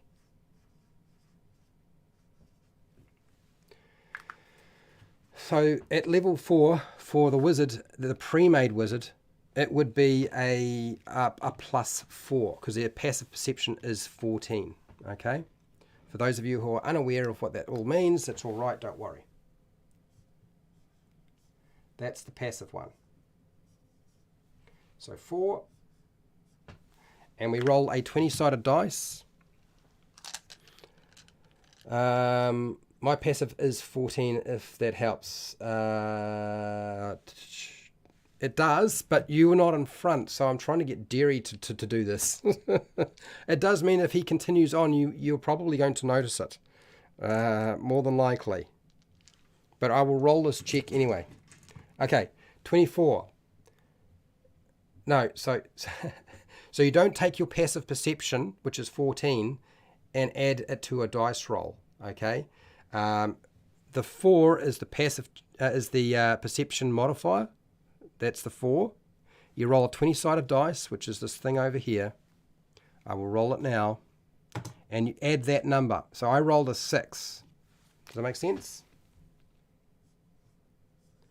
Comes to 10. But your passive is 14. This is what I wanted to point out. If you are using passive perception, the intention by the designers is if they make an active check, you use the active check, but if the active check is less than the passive perception, then you use the passive perception. Okay? So the passive perception acts as the floor. It's the score, the lowest score you can possibly get, even if you roll dice. I know some dungeon masters don't like doing it that way, but that is the intention of the designers. You are welcome to do it however you like. So in this case, Derry, my understanding is if you have rolled a 10, you would add 4. In this case, it would be 14, which would be essentially the same as your passive. Okay. So how does that work with our ochre jelly? Well, it doesn't have stealth as a skill as such, and it's not really able to hide as such. Okay, so the passive perception and the active check actually mean very little. We've actually just rolled a dice, and it was almost pointless because it can't really hide. If you've looked down there, you can see that there is a jelly-like creature, yellow, hanging from the ceiling, that's crawling around. So you know it's there now, Derry, and which means that as you're moving past, probably Nacho will also now be aware of it. But I wanted to show you how passive perception and an active perception works with regard to the mechanics side of it, particularly when you roll less than the passive perception. Does that make sense? We run past first corridor and stop in that 10 feet of wall, leaving a torch in the corridor. Okay, we can do that. So that means you move down here, would be about there. That's 10 feet. Each square is actually 10 feet, not 5 feet, remember? And you can leave the torch on the ground, which is fine. We'll mark it if you like. So you know there is an oak jelly. Stop at the first wall. I've got it right here. So you got an 18. So 18 is still very good, but it won't make any difference because, again, the oak jelly, it's got no way of really hiding. There's, with a light source, this is why I say, if you've got a light source, you're probably going to bump into the oak jelly. If you don't have a light source, it has a chance of hiding and sneaking up behind you. But other than that, it's almost the kind of monster which it's almost a waste of the player character's time because they can get away from it very, very easily.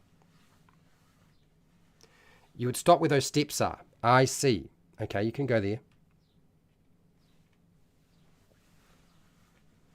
First wall, stop at the steps. Okay, steps, wall. There we go. You're splitting up. Well done.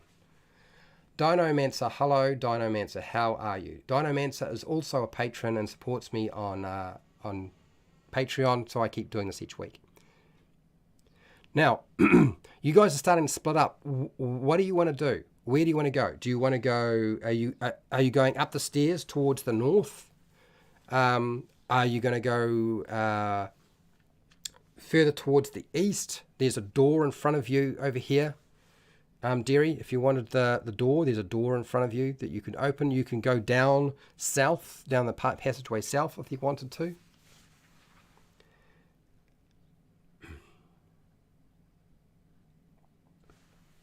We are attempting to play live. This is not usually the way I do it, okay? It will get better. Rogue looks behind us where he peeks around the wall behind where we passed by quickly, silently. I'll light another torch. Sure, you could light another torch. That's fine. When you light the torch, you can see that there's some sort of creature at the exterior of your vision over here in this cavern, up the stairs. It looks really, really odd. It kind of looks purplish. It kind of looks a bit wet. It definitely doesn't look like it's human. These steps here go up and they go to the north. Okay?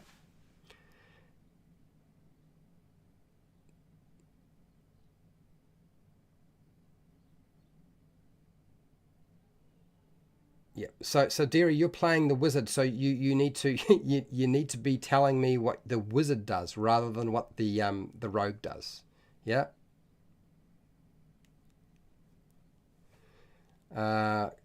Commoner walks into the dungeon followed behind. Sure.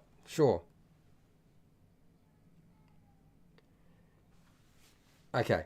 No, 10 feet at the wall. Good torch. Okay, you got a torch? All right. You're going to ready your longbow.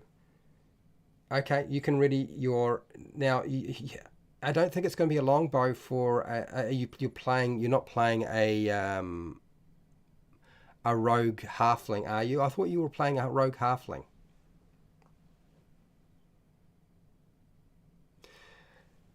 Okay, so if you guys start splitting it up, there's no way I can do this. What I want to do is... yeah, so Dino, you're welcome to join. You just need to tell me it's a level 4 character.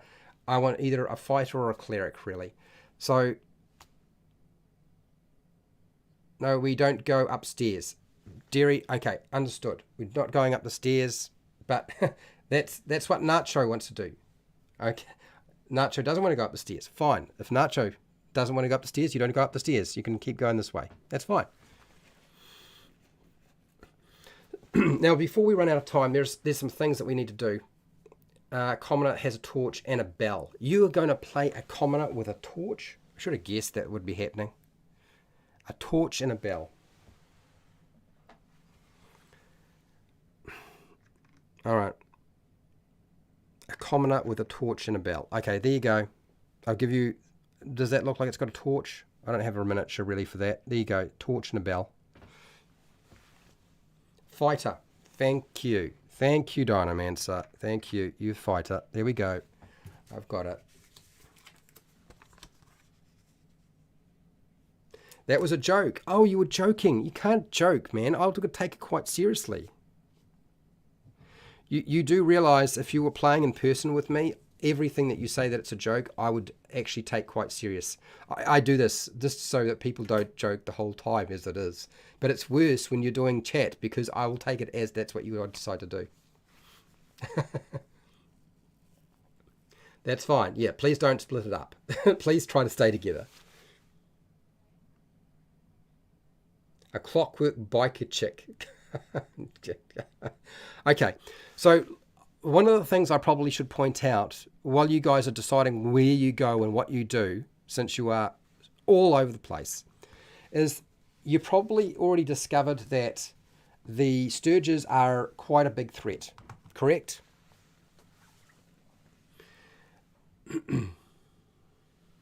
And with something like sleep, if you are a wizard and you can detect them, you actually have quite a big advantage. Now, why is sleep so efficient against something like a group of Sturges? Well, if you look at the rules and how Sturges, how sleep works, it's a perfect spell to deal with Sturges. Sturges only have 2 hit points. Now, the players won't know this, but that's beside the point. Okay, you need to know this, even if they don't know it. Sleep is the perfect spell because it can potentially knock out just about every single one of them. Okay, it has a range of 90 feet. You're going to play a monk. Sure, I don't even think I have a monk, but no. You can play the cleric. You can play the cleric. I'm not putting a monk in there. We're both 30 feet back. Okay. Ah, dear. Let me just go over sleep for you just very quickly so you're aware. Sleep does not require an attack roll or a saving throw. Okay, it's on page 276. And you get, when you use the spell, you get 5 8-sided dice to roll. And when you roll these dice, you add all those numbers up, and that's how many creatures worth of hit points you put to sleep. Okay, so I'm going to demonstrate this now. So if you have 10 Sturges over here, and you can fit them into that space, so you pick a point, and creatures within 20 feet of that point you choose within range are affected in an ascending order of current hit points. So in other words, the lowest hit points get affected first. So let me just demonstrate this for those of you who feel like these Sturges are impossible for players to deal with. It's not actually true at all. So what I want to do is I want to actually demonstrate what would happen. 20 feet is a big area. Okay, I've laid them out. That there, from there to there, is about 20 feet. And so you'd almost be able to get all of them. If you pick a point, you can just about get all of them. I've just used this as a marker. So from a point 20 feet out, either direction, is huge space. So what you do is you roll your dice. Here they are, my 8-sided dice. And I rolled up some numbers. We take all those numbers, we add them all together, which I'll do right now. Sleep. Spell. So I rolled a 7, a 5, a 4, a 4, and an 8. Okay, that's quite high rolls, but let's add that all up anyway. So 4 and 4 is 8, 16, 21, 28. So 28 hit points worth of creatures goes down. Do you see that? I'm sure you do. So as long as they can get them all in range, people, the total number of hit points for your Sturges, if there's 10, is 20. And I got more than 20. So you can literally have them all fall asleep. And then, of course, they're no longer active. They're no longer a threat. 28. So you then take off 2 hit points for every Sturge. Does that make sense? So the players can put all the Sturges to sleep if they really wanted to. And they're no longer an issue for them. So there's no reason or excuse for the Sturges to kill the entire party. Tell them and advise them if they get into trouble. If you've got the sleep spell, use that. Do you know what I mean? Okay, so I've done a little demonstration. We'll see if you guys actually make some decisions that get us anywhere before we run out of time. Well, that's the thing. You make sure not to position yourself in a place where you would be hit by the sleep spell. You know what I mean? Terry, fighter should be on the other side. Fighter should be on the other side. Yeah, we can put fighter on the other side. That's fine. I'm going to move this out of the way for now.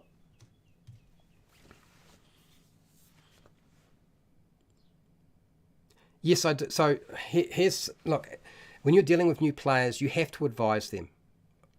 You don't tell them what they should do, but you can give them advice if you know they're heading down the wrong avenue and they're going to get themselves into trouble. Because remember, they haven't played the game before, right? And they won't be aware. They won't realize. Nobody, if you're starting out, you don't realize that sleep's such a good spell. Later on, it's no good. But when you're dealing with low level monsters with very few hit points, it's the perfect tool. Yep. And so I would absolutely advise them if you're dealing with new players. When they get to become experienced players, no, don't advise them. And yeah, I have no problem with you showing no mercy to experienced players. But beginners is a different thing.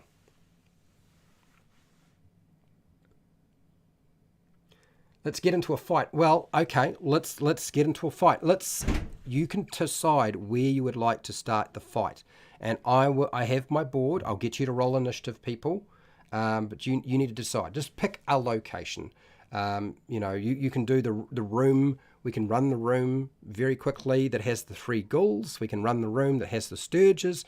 We can run the room that has all of the skeletons. You can fight the ochre jelly if you really want, because you know where it is. You can try and take out these creatures over here.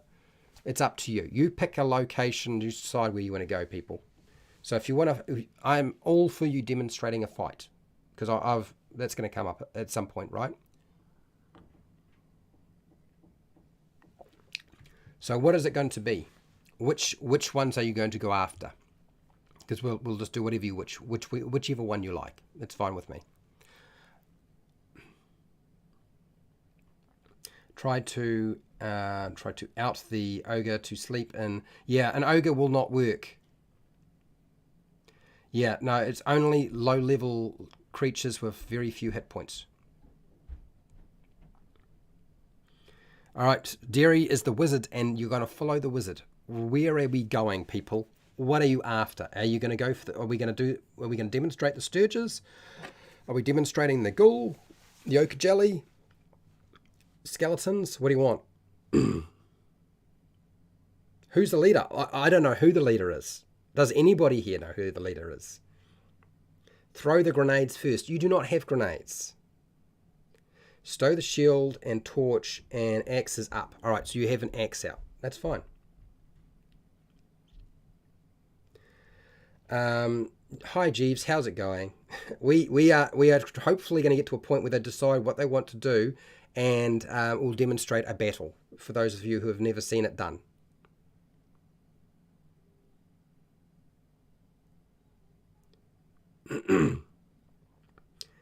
Come on, people. Look, first person who tells me which creatures you want to attack, and we'll do it.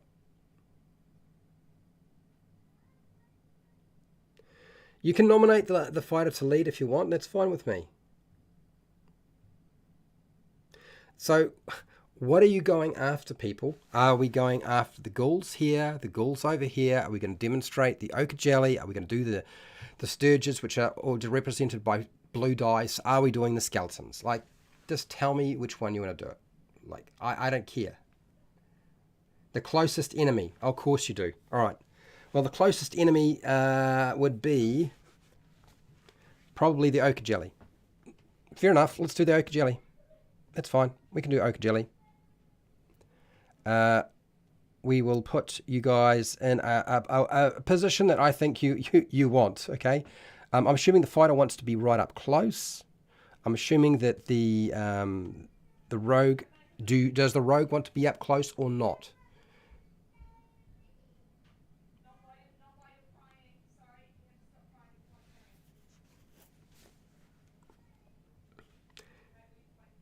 Ghouls? Ghouls? Somebody said the closest, and now we're going ghouls. Really? You want the ghouls? My God. It'll take forever to do the ghouls, but sure, we'll do the ghouls. You can do ghouls.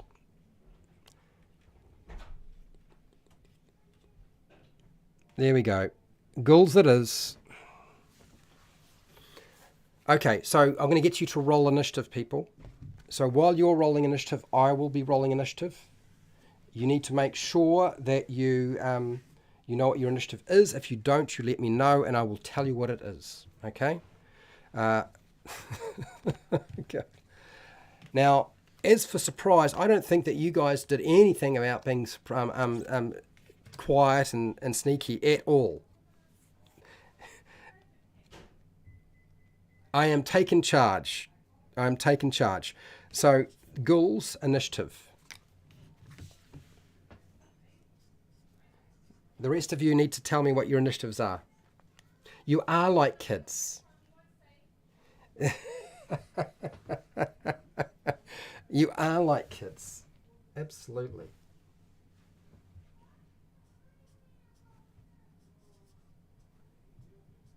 So roll a 20-sided dice. Add your initiative modifier. If you don't know what your initiative modifier is, your dexterity modifier. If you don't know what it is at all for the character, because you don't know what character you're playing, I will tell you what it is. Okay? If you're playing the wizard from the pre-made adventure, then it'll be a +2. Okay? If you're playing the fighter, it's a -1. Okay? And you would also have disadvantage. And if you're the rogue, it's a +3. Okay? Okay, Nacho, thank God for that. We finally get the rogue. So 13 plus 4. So your initiative is a 4. Okay, good. That's fine. All right. Yeah, I'm going to do... I will...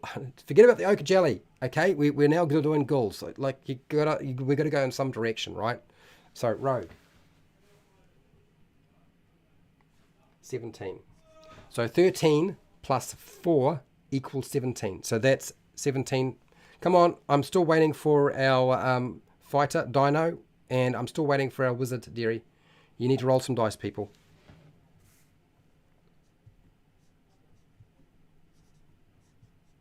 Initiative.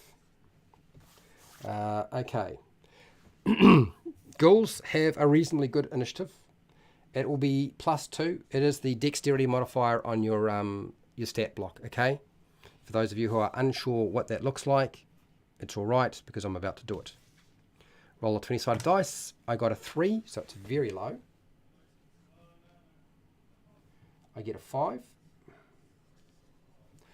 2 plus 3 is 5, so that is the DM. One of the things you'll notice when I do initiative rolls is that I only roll once for all the creature types. Okay? All the creature types will just roll once.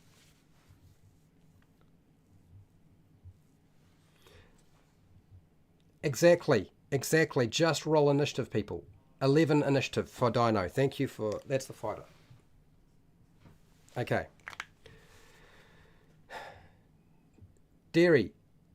Get it organized, Derry. If you don't know what the wizard has in terms of an initiative, it'll be a +2. Okay? Roll the sodding dice. We're in the middle of... There we go. Okay. 12 plus 4 initiative. Where did you get a +4 for your initiative, baby? Derry, I don't know where you get that number from. Is it based off one of the pre-made characters, something you made? 16, okay. So what does this look like?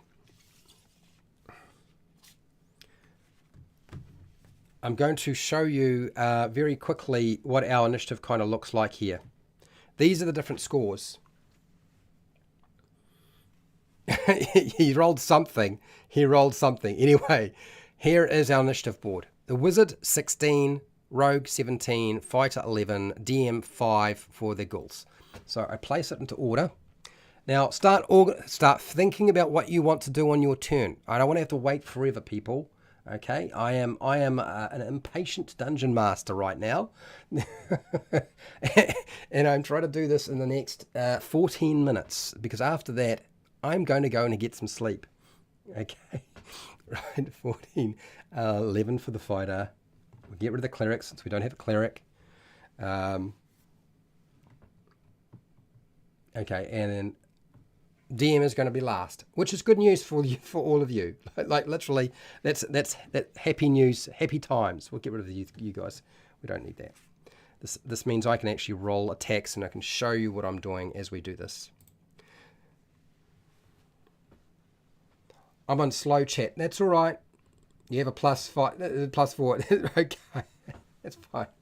Okay, all right. So first off, I want to know what the rogue, the wizard, and the fighter are going to do, because you're going to be going before the ghouls. Okay, I could have set this up as surprise, but frankly, I can't be bothered. It's just too difficult. If this was easier, I would. Okay, normally I would have the ghouls make a stealth check. Okay, and then you guys I would compare it with your passive perception, but I just don't have time. Hello, Robert Moore. Yes, you can sneak attack. You can sneak attack if you want, as long as there's somebody within 5 feet, and apparently right now there is. Okay, it's not going to be a problem. You can sneak attack. So, rogue can sneak attack. Let's just make that happen. Derry, hold person, remember? Cast it. So you're going to cast it on a ghoul. Do you remember how hold person works? Here's the problem of using hold person on a ghoul. You don't have to use the hold person on a ghoul. You could change your mind, but I think you'll find that it doesn't work on undead. Hold monster is different, okay? It would probably work on a monster, but choose a humanoid that you can see within range. You make a wisdom check. That's fine, but I don't think it works on undead, baby. Okay. Pick a different spell, Derry. Pick a different spell. Our fighter's turn. Yes, I will do 2 times attacks on the closest enemy with action surge. Thank God for that. Then move to grant the yep, that's fine. You can move after that. That's fine. So make your attack. Roll those dice. You've told me what you're going to do. Just roll those dice. Yes, you can. You can cast a spell with one hand, as long as you have a hand free to pull out the material components or use your spell focus and do the gesture. You do it all with one hand. Just tell me what you're going to cast. But hold person's not going to do you any good. Dinomancer, your fighting style. Oh, your fighting style for the fighter is actually where are you? You're here. Your fighting style is defense. You get a +1 bonus to your armor class. Your armor class is a 17. Okay, it's already included. So your armor class is 17. Don't worry about that right now.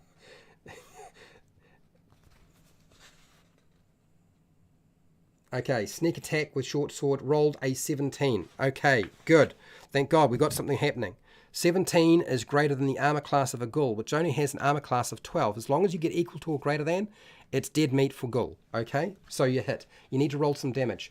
A little tip for those of you who are playing the game, and with your players, get them to roll their attack and their damage at the same time, and then let you know what it is. So even if the damage doesn't go through because they miss, it doesn't matter. It's an extra step you get rid of. Do you know what I mean? It's just for speed. Otherwise, you wind up taking forever to get anything done. Don't know my mods. Dino, you don't know your mods? Okay, so your mods for your character, you've got a great axe. So you are a D12. That's the axe that you're using. D12. Yep, +3. I believe the attack bonus for that little sucker is... No, it's +4 because you're level 4. +4 to your D12. And your attack is going to be a little bit stronger than it was before. So I believe it is going to be plus proficiency bonus improves. Your attack bonus is a 17. It's a 7. Okay. Bonus action, spit in its face. Sure. Sure. Does that make sense? Scorching Ray, Dairy. Finally, there are 3 attacks for that. Okay. Okay, sneak attack. You did 4 plus 6 damage. Okay. Yeah, an extra 1 for the sneak attack. Oh my god, that was pretty bad. That was terrible. Wasn't that awful? That didn't go down well at all. 11 damage in total. I noticed this. It's not a lot. It's pretty okay. But it is a ghoul. So you never know. It might be dead. No, probably not. So your ghoul got hit. It's taken some damage. I'm still waiting for Dinomancer to roll some dice. Scorching Ray, remember, with Scorching Ray, it is if you know your modifiers, great, but if you don't, you make 3 attacks. Each attack is done with 2d6, 2 6-sided dice. Your attack bonus for your wizard is going to be, at least, if you're using the pre-made wizard, and you don't know what you're using, okay, it is probably going to be about a 7, if I remember right.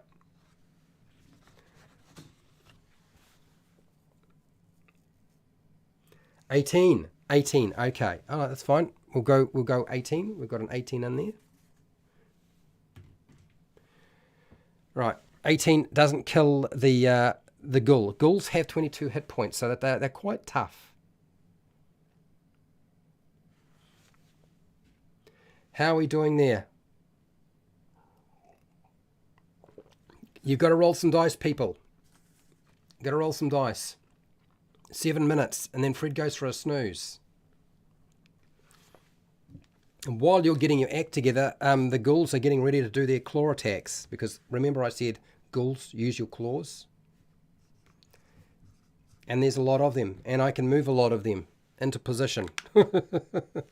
Okay, it's gonna hurt.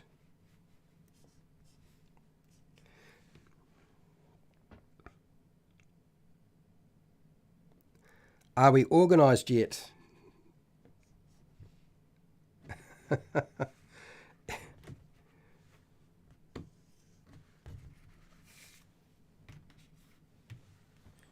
Okay, all right.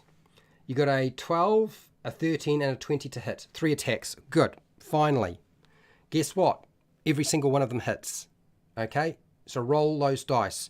You need to roll 2 6-sided dice 3 times. And that's how much fire damage you do. If you get a 12, a 13, and a 20, that's equal to or greater than the armor class of the ghoul. Okay, so you can do some burny damage. Nacho, I'm aware. Your turn is done. I get it. I've got it. Yeah. We're waiting for the wizards to pump out some damage, and I'm waiting for Dinomancer. Well, yes, you can bottleneck if you want. And yes, you could move back if you could move back, and you wouldn't provoke an attack of opportunity. Okay. Dairy, you don't know damage. 2 6-sided dice. So you take 2 of these dice here. See these 2 dice here? Roll that 3 times. So you're essentially rolling 6 6-sided dice. That's how much damage you do. Each Scorching Ray does 2 6-sided dice worth of damage.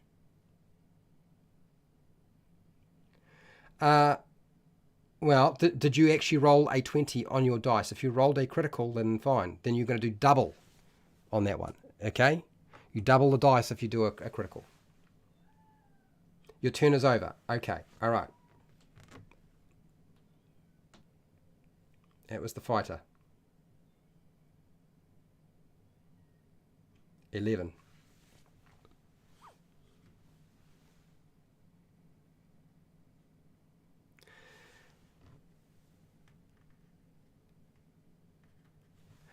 So here's an opportunity for the wizard to actually, here's an opportunity for the wizard to actually finish something off. You just got to roll some dice, people. Come on, get it done. I mean, I can roll it for you, but that's not nearly as much fun as you doing it yourself. Derry, are you going to get this done? Here we go. We've got some numbers coming in. Okay, 2d6. You got a 7. Okay, that's fine. And then that's 4 plus 7. You got an 11. Okay. And then, okay, you see you're adding them up. And a 6 and a 7, you got a 13. So, you can, with that would literally allow you to polish off a few of these things. So these two could be gone. Okay. So let's just say that this one here didn't have that many hit points left. Your first attack did, what is it, a 7? Is it a 7? I believe it is. It's a 7. So we'll just dispose of you. He's gone. It's killed. Okay. Took too many hits. It's dead. This one over here that had 11 hit points. Well, one of your attacks did 11. That makes 22. So that one there is now dead as well. Okay. So that's 2 down. That means we can put a marker on one of these that has done 13 damage. Now, you might have noticed that I have been quite generous with how I assign the damage. What I tend to do is I assign damage in a way that is to the advantage of the players so that the monsters die faster. Now, you may not like that idea, but I kind of prefer to do it that way. Yeah, just the 2d6, and if you do that, you're doing all right. Right, so that's fine. You can move back into bottleneck. I will move my creatures up. So that's 10, 20, 30. They don't get to move very fast because remember these squares are 10 feet, not 5 feet. Okay, that is 10, 20, 30. Just gets into range. 10, 20, 30 has to dash to get into there. 10, 20, 30, going to have to dash. There's only 2 that are going to be able to attack. 10, 20, 30, and another dash up the stairs. Okay, so 2 attacks.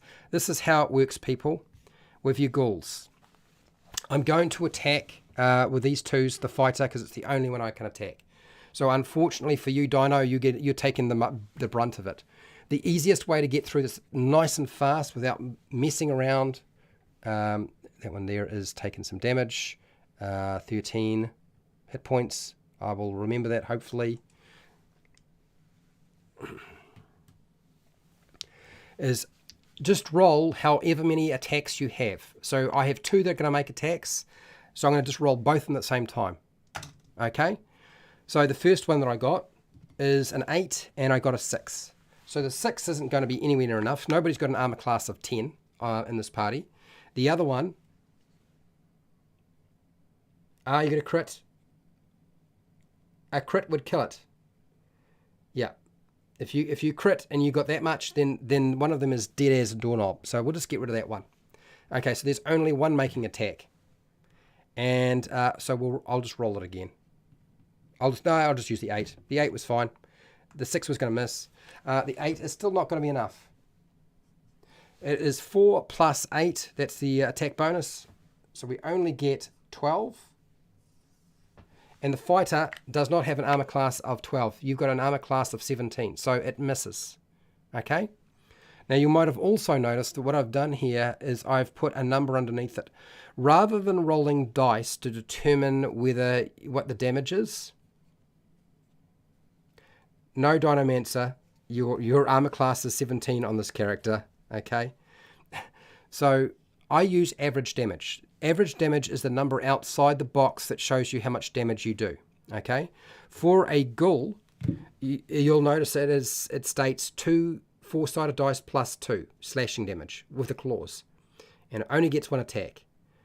But it would not strike. I would normally use the number outside. Okay, so that's that round done. We've done round 1, and it would now go into round 2.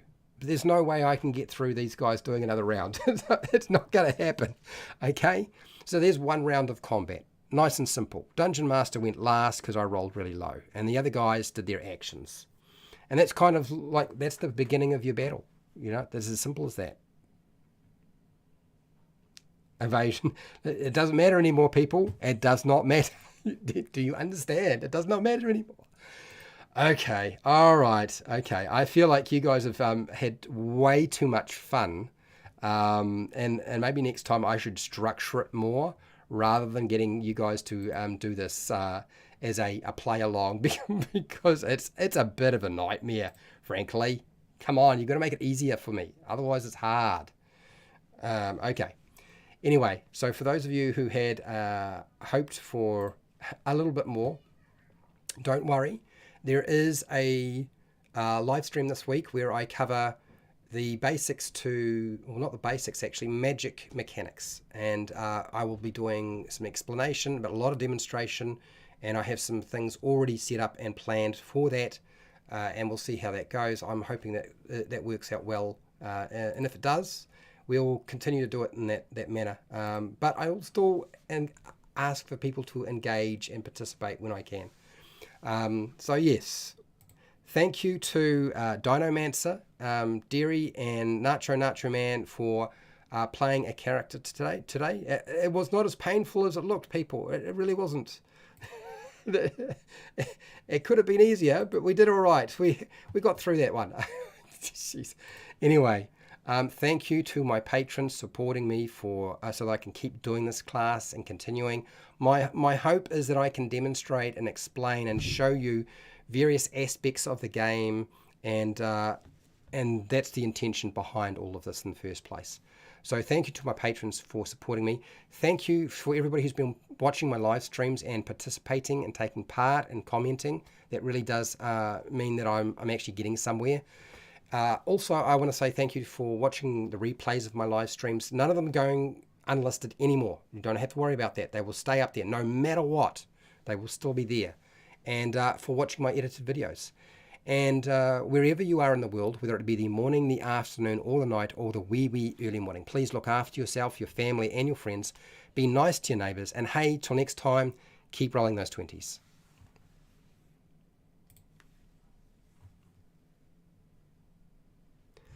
Oh, it definitely was. The blind leading the blind. Oh my gosh. This has gone much better in the past. But to be fair, it is hard to do it over chat.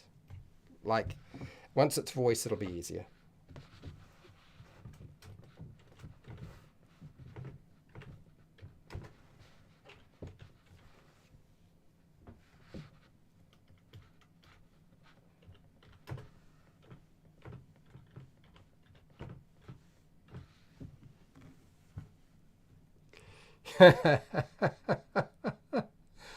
Oh dear.